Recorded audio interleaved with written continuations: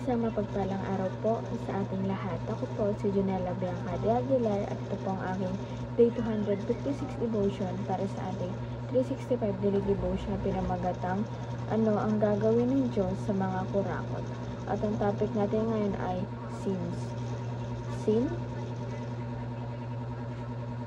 Sabi po dito yung concept na sin in scripture is described as hamartia, meaning missing the mark of God's perfect standard. It is more than wrong behavior. It is rebellion against God's holiness and result in separation from Him.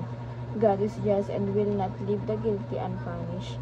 Yet His mercy is revealed through Christ. Only through Jesus' sacrifice can we be forgiven, restored, and freed from condemnation. Our response is to repent, renounce sin, and walk in obedience, trusting Christ alone for salvation. At ang Bible verse po natin matagpuan sa Romans chapter 3 verse 23, For all have sinned and fall short of the glory of God. At sa Tagalog po, yamang ang lahat ay nagkasala at hindi nakaabot sa kaluwalhatian ng Diyos. At ang teachings po natin ngayon ay number 1. Sin is hamartia, which means missing the mark. Ito po, di ba pag tayo kasi dito sa amin, parang ang simple lang ng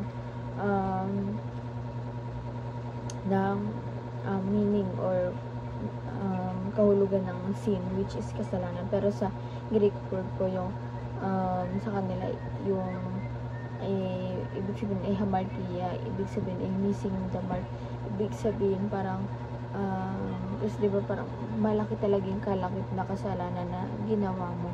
Kaya nga sabi sa concept kanina, yung standard, diba perfect standard yun ng Panginoon, pero dahil missing the mark ka na, parang yung wrong behavior ka na, tapos parang rebellion na yun against sa ating Panginoon.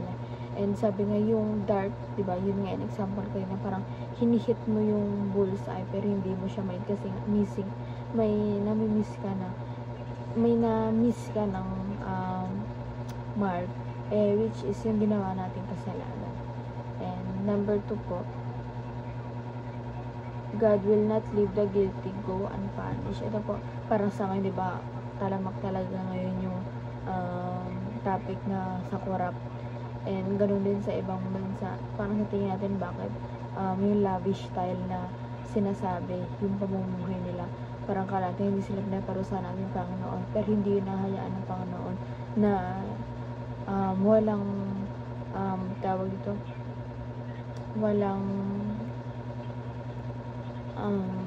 walang pagsisisi or walang kaparusahan yung ginawa nila. Meron, pero siguro sa tamang Panginoon, pero alam naman natin, diba, na once na may kasalanan tayo, talaga may kalakip yung kaakibat yung consequences. Kaya wag mo pa kayo kung corrupt ka, tapos parang ang kinukurap mo pa talaga yung taong bayan, sobrang dami, billion yung tao na ganun yung pinagdudugasan mo. Kaya for sure mabigat din yung punishment na kakaharapin mo. And number 3 po, Christ alone saves us from God's punishment. Ito po, pero dahil sa kay Jesus Christ, niligtas siya tayo para sa punishment, sa God's punishment. And the application naman po, kung ito naman sa ating buhay, number 1, repudiate the belief that God balances good and evil. Ito po, iwaksi natin sa isipan natin na parang binabalance sa ating Panginoon na yung kasamaan at kabutihan ng ginagawa natin. Kasi may time din sa buhay natin na inisip din natin yun na parang, ay, gumawa ko ng kabutihan kahapon, di bukas sasama na. Parang ganoon kasi, parang feel natin, binabalance lang yun na ating Panginoon, pero mali. Syempre, gusto pa rin talaga natin na pure yung tawag dito, yung good sa atin. Diba? Hanggat maaari, iwasan natin yung evil or yung mga tukso na hindi dapat natin gawin.